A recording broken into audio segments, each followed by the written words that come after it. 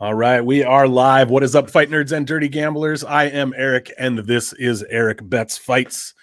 Welcome to my full card betting breakdown for UFC 277, headlined by the title rematch between Juliana Pena and Amanda Nunes.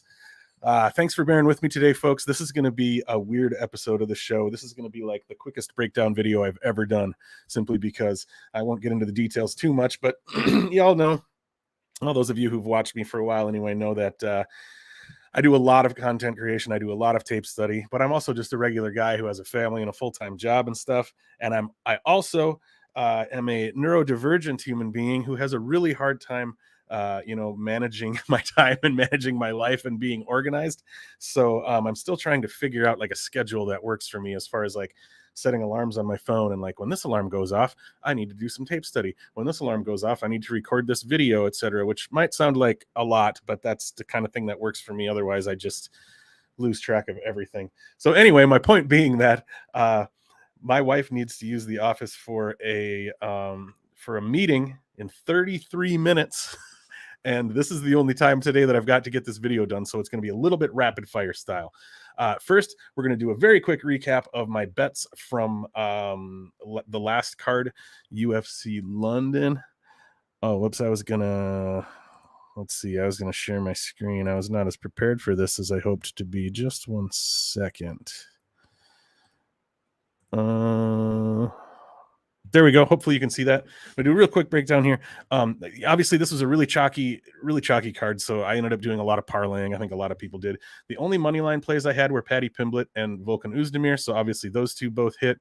I've been saying lately that I've been trying to stick more to money line plays and parlays because that's where I do my best work, and props are where I kind of mess it all up. But we know I'm a little bit of a degen, and so at the last minute I end up throwing props in and screwing it all up. But anyway. I'm not going to go through every single bet, but we did hit a parlay of Diakese, Wood, and Mokaev. That one hit. We had Jones, Oezdemir here. Obviously, Jones was the big parlay buster for a lot of people, I think, so that one didn't hit for us. Had a parlay of Diakese and Wood. That was the one I went 3 units on. That was the one I felt good about, so luckily that one hit. Had a 6-legger here that just about hit, but Jones messed it up for us. That 6-legger was only plus 356, but then I had a 1, 2, 3, 4. I had a 5-legger where I went really risky. I put only 0.2 units on that one. So we had Oezdemir, who was minus 155 favorite, Hermanson plus 100, Leonardo minus 105, Amir Khani plus 160, and Blaydes plus 130. So that was the one where I was like, plus 37.41. That's a pretty nice number. If Amir Khani would have won, we would have had a nice little win there. But anyway, we do end up in the green with 1.6 units, so you're not going to hear me complain too much about that. Could have been a bigger win if Mason Jones would have won, but we're in the green, and we feel good about that. We're going to go ahead and jump into the breakdowns now. Like I said, it's going to be a little bit rapid fire because I need to get through these pretty quickly, but I also just don't know, some of these fights I just don't have a great read on anyway. So, and when that's the case, I'm always just going to tell you straight up that that's the case. Since this is going to be kind of quick and I'm not going to get as deep into the breakdowns, though, be aware of this. There will be other opportunities for you to get more of my information if you want to have slightly deeper thoughts, some of my deeper thoughts on some of this stuff. I did do a guest spot on the Punch List MMA podcast last night. That's available anywhere podcasts are, anywhere that you download podcasts. Just search Punch List MMA. That'll come up. It's one of the biggest MMA betting podcasts out there, so it will be easy to find. You can also find it on their YouTube page, Punch List MMA, and you should be supporting those guys anyway. They're awesome. They do a great job. Really, it's a very insightful show, and it's also a very funny show. It's just it's a good show, and I was honored to be a part of it, so make sure to check them out. And we did go through and kind of break down the whole card, so you can get more of my thoughts there. Isn't it lame how when I say I'm gonna go fast, I still just blab and blab and blab? I can't help it. And somebody commented on my video last week, I actually don't mind. Somebody said I don't mind the blabbing and rambling, so somebody's encouraging me there a little bit. But anyway, first fight up, we've got Orion Cosce versus Blood Diamond. Cosce is a favorite at minus 165. Comeback on Blood Diamond plus 135. I also want to add that a lot of times these odds that show up on Tapology are not super accurate, so that may not be. I've seen Cosce for minus 170, minus 175, that kind of thing. So sometimes these aren't super accurate, but he should be somewhere in that range. This is a fight where a lot of people seem to be really confident on Cosce to just be able to go there, take Blood Diamond down. Obviously, Blood Diamond's a kickboxer. He's a guy who's only got 4 MMA fights now, I guess.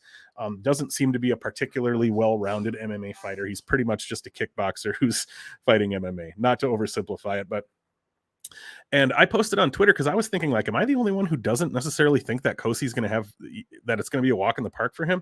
Because if you watch the Jeremiah Wells fight, Jeremiah Wells obviously ran roughshod over Blood Diamond once he got him down, but he struggled to get him down. It took him almost 2 minutes of clinching and working to get him down.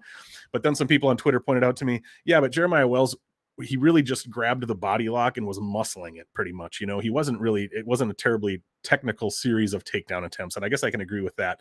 He definitely wasn't like changing levels, looking for a single, looking for a high crotch, running the pipe, any of that kind of stuff. So, Cosce is somebody who is, going to be a better, not a better grappler than Jeremiah Wells, but a better wrestler probably. So, but the thing that concerns me a little bit here is everybody seems to be on Cosce. Everybody seems to be confident in Cosce. Then why is his line still sitting at like -170? It doesn't make sense to me. Something seems a little off there. So I may, after hearing how confident a bunch of people on Twitter were, a bunch of people, not that like, a bunch of people on Twitter, people whose opinions I respect, of course, too. But, I started kind of leaning toward like, okay, well, if so many people are confident in Cosce and he's a guy who should probably be more like a -250 favorite here or something, then I should probably take a shot on him at -170. So don't be surprised if that bet does end up on my bet slip, but it is not there yet. But yeah, I will pick Orion Cosce. He should be able to get, if he's able to get the takedowns, and even if he can't get it early, as long as Blood Diamond's not able to, land shots and get Cosce out of there, then as the fight wears on, I would think that Cosce should be able to wear Blood Diamond down, grind him against the cage until he is able to get those takedowns, and should be able to finish him, should be able to get him out of there with either a submission or ground and pound, probably ground and pound. Next up, I don't even know for sure if I've got the bouts in the right order here, but next up we've got Negumereanu versus Ihor Potieria at 205. Negumereanu is +25 dog. Potieria is -145. This is a spot where, if you're a believer in the Contender Series fade, which I got to give Clint from the Die Hard MMA podcast credit for that. That's kind of his thing, is that if a fighter off the Contender Series is coming in and fighting a UFC veteran and the Contender Series is favored, you just blindly bet that veteran at plus money. Negumereanu, I mean, he's had a handful of UFC fights. He's not particularly high level, but he's also fighting in a weight class where you don't have to be particularly high level. Despite him not having particularly high level skills, he is a guy who will fight for your money. He's a dog. He can go 15 hard minutes. He will go 15 hard minutes. When push comes to shove, I think Ihor is probably a better fighter. He's more athletic. I think he's technically better, but he's fought a very low level of competition. He has gone to decision a few times, but against really low level guys who are like 0-0, 0-3, 2-3, stuff like that.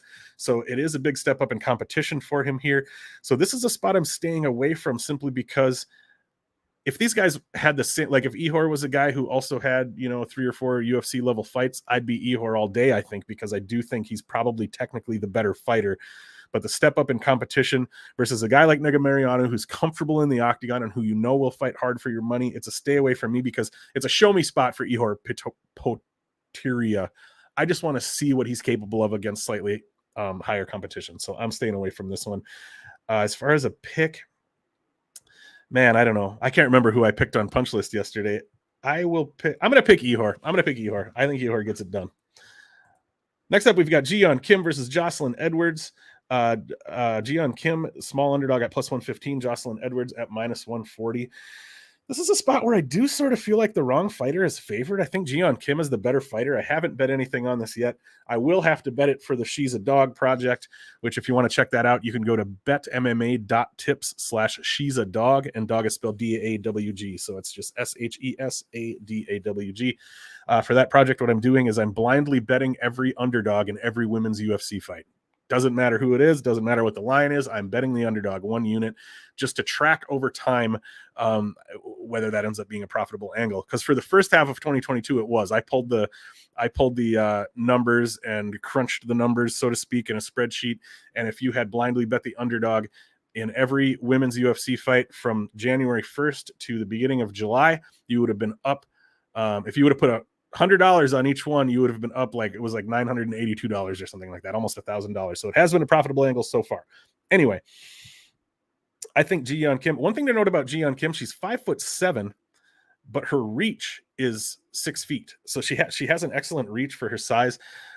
She has better volume. She has better output than Edwards. She's a better technical striker, a better technical boxer. If you watch Edwards' last fight against Ramona Pascual, my girl, Jocelyn Edwards, she largely just threw front kicks to the gut and side kicks to the legs. She was using her kicks to keep distance, and then every so often she would explode forward with like maybe a 3 or 4 punch combo. So she was more so using that method of exploding and resetting, whereas Ji Yeon Kim is more so the kind of fighter who will keep strikes out there. She's got a nice snappy jab. She'll keep her jab out there. She'll keep the 1-2 out there, that kind of thing.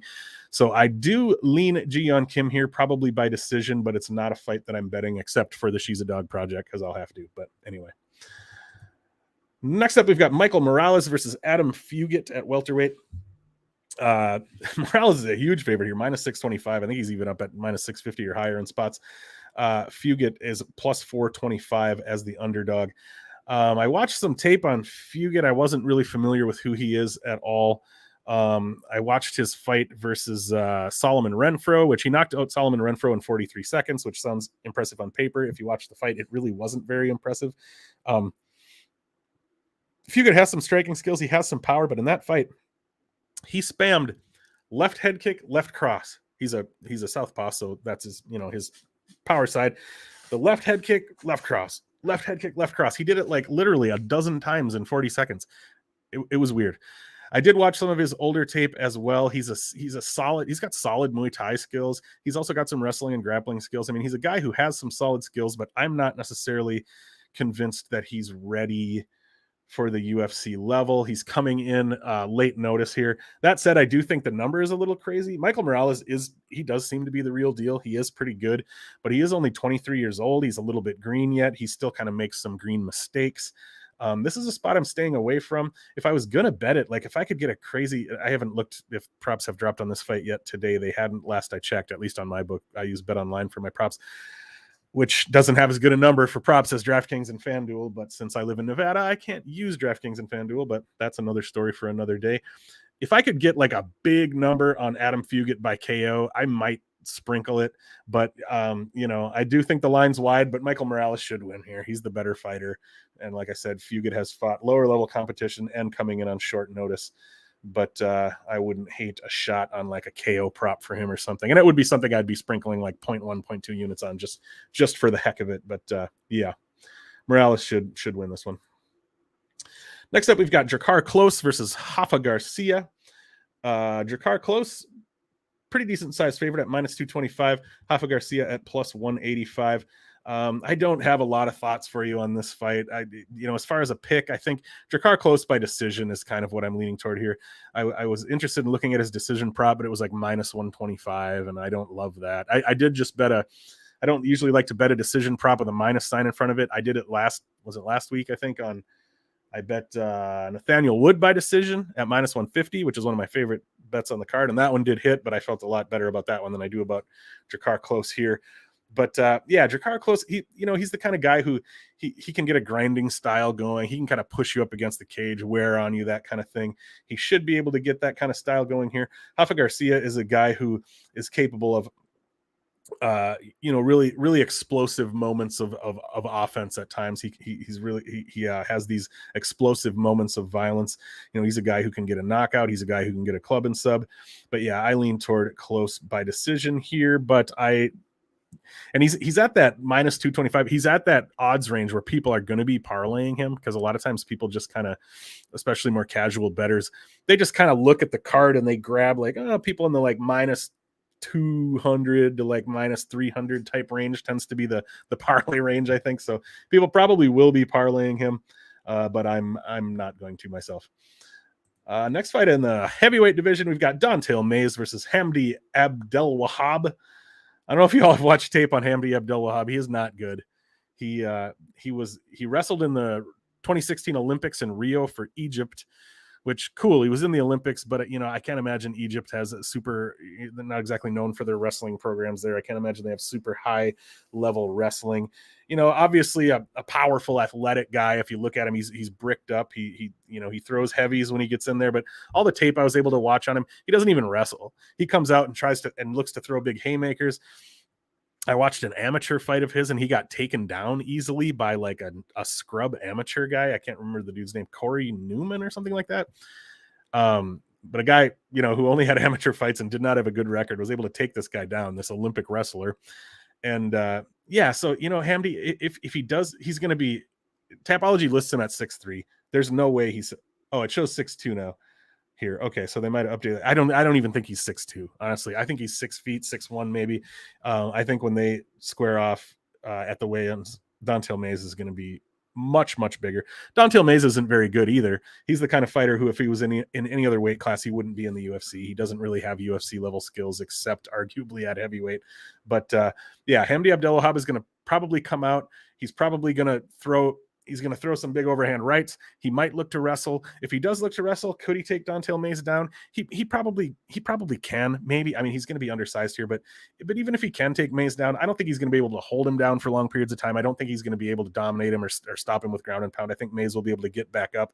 And even if the fight goes long, Mayes is just going to take over, I think. Mayes is currently sitting at -150 with Hamdi at +125. Mayes was available at plus money at one point, and I wish that I would have jumped on that when I could have. I did bet Mayes at -140. Mayes is actually the only tracked bet I have on this card so far. There are some spots I'm looking at, but that's after finishing the tape, this is the only spot I felt good enough about to pull the trigger. Next up, we've got Drew Dober versus Rafael Alves at lightweight. Dober at -220, Alves +180. So yeah, this is another spot. He's in that sweet spot for parlaying. People are likely going to parlay him up here. Rafael Alves is a guy who is, extreme. In a way, I compare this fight to Dober's last fight against Terrence McKinney, in that he's going to have to deal with some difficult spots early. He's dealing with somebody who likes to go out there hard and get that fast finish. The difference being that Terrence McKinney cranks it up to 11 right away and doesn't crank it down until he's either dead tired or you're out of there. He just go. Rafael Alves will go a little bit and he chills. It's not just like constant, but he does, he looks to, I think this was the fighter. When I do numerous shows a week, I get confused. Like, did I already say this? I think last night on Punch List, I compared Rafael Alves to that old fight between Vitor Belfort and Vanderlei Silva, where Vitor literally runs across the octagon throwing punches like this. That's what Rafael Alves will do. He'll run at you and throw punches, and then he kind of chills and rests for a while. So Dober's probably going to have to deal with some difficult spots early, but this could be a good live betting spot because if Alves, Alves might even drop him in that first round. He might hurt him. If that happens and Alves has a big first round, you might get a better line on Drew Dober going into round 2. And then I think we'll start to see Dober take over because Dober is he's the more technical, more buttoned up striker here. He has the kind of style that if you're the crazy aggressive guy who comes out with those big aggressive flurries, he's the kind of guy who has the technique and the mindset and the wherewithal to find the openings in that and crack you. So like the longer the fight goes, I think it leans in Dober's favor. So I do like Dober here, but I don't love his number. So I'm going to wait and treat this as a live betting spot, I think. All right, I got to be done in like 15 minutes. We're going to hurry it up a little bit. Next up, we've got Alex Morono versus Matt Semelsberger. Morono's the underdog at +135. Semelsberger, the favorite at -165. My take on this fight, my simple explanation is that I think the athleticism of Semelsberger is kind of going to be the difference here. The way I described this fight on Punch List is it's kind of a martial artist versus an athlete, and I'm oversimplifying there, and I don't mean to offend either guy, but I think if they were both occupying the same body, if they both if Matthew Semelsberger was fighting Matthew Semelsberger's body with Alex Morono's brain in it, the one with Morono's brain in it is probably going to win. I think Morono is the better martial artist. I think he's the more technical, more skilled fighter, but Semelsberger just he's got speed. He's got power. He's the kind of guy who could probably he was a 3-sport athlete in high school. He played football in college. He probably could have picked any sport and excelled at it because he's just very athletic. So I do kind of lean toward thinking that the athleticism of Semelsberger is going to be enough to get him through here. Could he finish Morono? Maybe. I lean toward thinking it goes to decision, but this is a fight that is a stay away from me at the moment. Next up, we've got Magomed Ankalaev versus Anthony Smith at light heavyweight. Ankalaev is minus 500. He's even up at minus 600 in spots with the comeback on Anthony Smith plus 380. I think on my book, Anthony Smith is more like plus 425, plus 450, something like that. I'm going to keep it simple and quick here. This is a spot where, yes, Magomed Ankalaev should win. I do think he's the better fighter. However, I don't think he's the better fighter by orders of magnitude big enough to justify that minus 500, minus 600 price tag, to be honest. I think this fight probably goes to decision, and I think it could play out pretty closely. Not, maybe not split decision close, maybe, but like close enough that I don't think, if you've got a bet on Ankalaev at like minus 600, I don't think you're going to come away from this fight feeling like you covered that price tag, feeling like you made a good safe investment. That's just my take on it. Anthony Smith is a dog. Anthony Smith is tough. He's a good grappler. He's very good at finishing. I mean, he's got, I guess I always forget this right in front of. He's got like over 50 fights. He's got 36 wins, and if I'm not mistaken, he's finished like 32 of those or something. He is a finisher. He goes out there and he finishes people, and that's why I don't have it in front of me at the moment, but Ankalaev by decision can be had for, was it like minus 115 or something like that? I forget, but that's a spot that I do have some interest in. And Anthony Smith, sorry, I had these notes in front of me here. Anthony Smith by KO was at like plus 900. Anthony Smith by sub was at like plus 1600. I don't think those are likely outcomes, and obviously the numbers show that. But that Anthony Smith by sub at plus 1600 is something I might sprinkle. But yeah, for the most part, unless I'm going to take a shot on those underdog props for Smith, Ankalaev should win, but you can't really touch that minus 500, minus 600 price tag. Maybe could consider that Ankalaev by decision, like I mentioned, because Smith is pretty tough and should be able to survive to the bell here.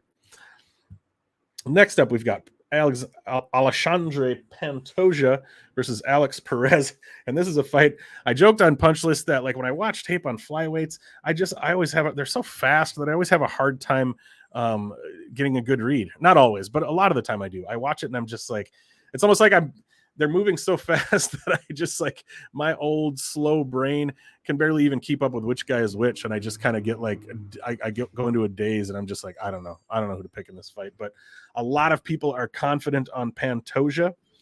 And Dale kind of convinced me last night that Pantoja at minus 180 only shows minus 160 here. I don't know if he's still available at that line, but a lot of people seem to like him at that line. And after hearing Dale talk about it, I was like, all right, I don't mind a shot on Pantoja here. So I haven't put a bet on him yet, but I might do that. But yeah, this is a fight where I just don't feel like I have any insight for you. So I'm not going to pretend I do. And I'm just going to move on to the next one because I need to finish it up here anyway. Next up, we've got a heavyweight fight that should be a lot of fun between Derek Lewis and Sergey Pavlovich. Just about even here. Okay, this shows Lewis at minus 105, Pavlovich at minus 115. I know last night Pavlovich could be had, it's going to vary a little bit from book to book, of course. Pavlovich could be had for like minus 135 and Derek Lewis like plus 115, something like that. This is a spot that I'm not really sure what to do with it. Derek Lewis is 37, isn't even really that old for a heavyweight, but he's got a lot of fight miles on him. He's a guy who I think can be sort of mentally taken out of the fight pretty easily. I'm not trying to get too deep into the conspiracies, but I have my doubts that he was actually knocked out cold against Tai Tuivasa. He was hurt very badly. He was done. He was finished. But I sort of think, don't light me up in the comment. Actually, you can if you want, but I sort of think if you watch that footage of him getting knocked out there, I think he sort of just, well, you know what? This hurts. This guy's hitting me really hard, and I think I'm just going to be done here. So yeah, sort of the way I've been describing this fight is one thing that Derek Lewis is really good at is hitting people really hard. One thing that he's not so good at is handling getting hit really hard by someone else. He doesn't like it, especially to the body. And Sergey Pavlovich is a guy that probably is going to hit him really hard at some point in the fight, right? And my concern is if that happens, is that going to take Derek Lewis out of his game? Is he going to just decide? Because he's a guy who's motivations are kind of all over the place. I don't know how long he's been in the UFC, probably 10 years or something like that now, but way back when he was first in the UFC, he used to say that the only reason he was even fighting was to pay off his house. He had some things he wanted to do, and as soon as he got that done, he didn't talk about I want to be the champion, that sort of thing. I mean, obviously that was a long time ago, and his motivations and that sort of thing have probably changed some since then. But he is a guy that I think can sometimes decide that he's just gonna walk through the door when he feels like it's open. He's gonna take that exit when it's there, and so yeah, this is a fight that I'm staying away from for now. I don't mind maybe looking at that -1.5, but I think the odds are about right as a coin flip. Like, Derek Lewis is always dangerous. He's always going to have those moments where he's dangerous. But if I have, gun to my head, if I have to pick, I'm picking Pavlovich to get the finish here. But yeah, I'm not super confident either way on that one. All right, just a couple minutes left. Brandon Moreno versus Kai Kara-France. It's a rematch. Moreno at -200, Kai Kara-France at +170. This is a fight where, to put it simply, I watched the tape and I didn't necessarily see a reason to feel that the fight's going to go a whole lot differently than how it went last time. Kai Kara-France is dangerous. He's got a lot of power. He can drop you. He can hurt you. He can finish you. Brandon Moreno is extremely tough, extremely hard to put away. Brandon Moreno's got some size and some reach here. A 3.5-inch reach advantage, which when you're talking about guys that are like 5'4" to 5'7", that's a big reach advantage. When you're talking about heavyweights who are like 6'5" or something, it's not as much, but 3.5-inch reach advantage is pretty big here. So I think Moreno is going to be able to, largely strike from distance, keep Kai Kara-France on the outside and that sort of thing. Kai Kara-France probably will have his moments. He probably will catch Moreno. He probably will hurt him, but unless he can put him away, I don't think the fight's going to go a whole lot differently than how it went last time. And I think Moreno probably wins a decision here. And that brings us to the final fight, Juliana Pena versus Amanda Nunes, the rematch. Obviously, the first fight was a little weird, and I think the breakdown of this fight, as far as trying to cap this fight, it largely, for me, comes down to the question, what happened to Amanda Nunes in that first fight? It comes down to, what is your opinion of why she lost that fight? And if you're able to answer that question in a way that you're comfortable with and confident in, what happened to Amanda Nunes? How much did Juliana Pena have to do with causing it? And is it something that's replicable? I lean toward thinking that Nunes may have taken the fight a little bit more lightly than she should have. I think she thought she was going to get Pena out of there in round 1. And when she didn't, she tired herself out a little bit, maybe got in her own head a little bit, came out in round 2. Pena starts landing those punches on her, and I hate, like, my fat ass who's never been in a fight in my life sitting here saying this about Amanda Nunes, the greatest women's MMA fighter of all time, but I think she quit. I think she quit on herself. She started getting punched. People talk about that being one of the funniest and most embarrassing sequences in MMA history, when Pena is just clipping with that jab, just clipping Nunes over and over again, and it's like Nunes just doesn't know what to do about it. She's like, this woman is punching me. Like, oh, she keeps doing it. And like, she doesn't seem to know what to do. Like, I just think her head was out of the game. I think she'd kind of given up at that point. Once Pena got Nunes to the ground and got on her back, Nunes just tapped. She took the exit. And it comes down to whether you think Pena can replicate that performance. And I'm going to lean toward thinking that she can't. I'm going to lean toward thinking that Nunes will find a way to get Pena out of there within the first couple rounds. But if she can't, I think this fight gets interesting again. If it goes long, I think it starts to lean Pena's way. So it's another fight that might be a good spot. I'm staying away from it. I don't like the number. It's not quite enough on Pena that I want to take a shot on her, and it's a little bit too big of a number on Nunes to take a shot on her, in my opinion. But if the fight goes long, and I think we see Nunes do well early, and then we might get a better number on Pena moving forward from there. So that's all I've got for you on that one. I'm going to pick Nunes. It's not a confident pick. This is the part where I normally pull up my bets for the card and show them to you. All I've got is Don'Tale Mayes. I've got 1.4 units on him at -140 to win 1 unit. I probably will be posting more bets, so make sure to find me on Twitter at Erik Bets Fights. Find me on betmma.tips at it's betmma.tips/erikblock. That's ERIKBLOCK.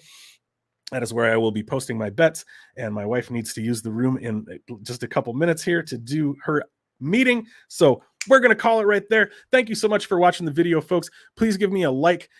Right, whether you're watching this video will be posted on the Erik Bets Fights page and the Never Hedge Media page, whichever one you're watching on. Please do like it. Please do subscribe to the page. That helps us out a lot. Leave a comment. That helps us to get the algorithm going. As always, folks, I am Erik with Erik Bets Fights, reminding you to play it smart, play it tight, and let's grow those bankrolls. I hope you all enjoy the fights this weekend at UFC 277. Take care, everybody, and have a good one.